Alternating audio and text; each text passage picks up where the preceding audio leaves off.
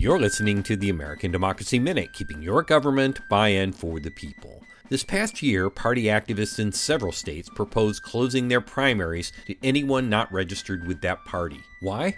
A fear of crossover voting to derail extreme candidates seems to be the short answer. Polarization has driven millions of voters of both parties to become independent, but they may be too moderate for the party faithful.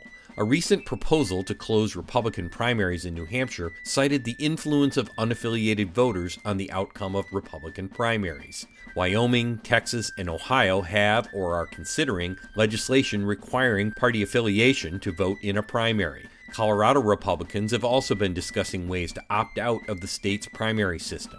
Colorado Public Radio cited one state Republican leader as saying, "The current unconstitutional open primary scheme allows for Democrats and other left-wing groups to interfere in our primary nomination outcomes so they can weaken our general election prospects." There's little evidence that crossover voting can flip the outcome of an election, but there is growing evidence that open primaries do encourage candidates to be less extreme in primary races when they must appeal to the middle, not just to the party activists who show up for a closed primary. That may be why fringe activists want to slam the door and why pro-voter groups advocate for primary access for all voters. We have more at AmericanDemocracyMinute.org. I'm Brian Beal.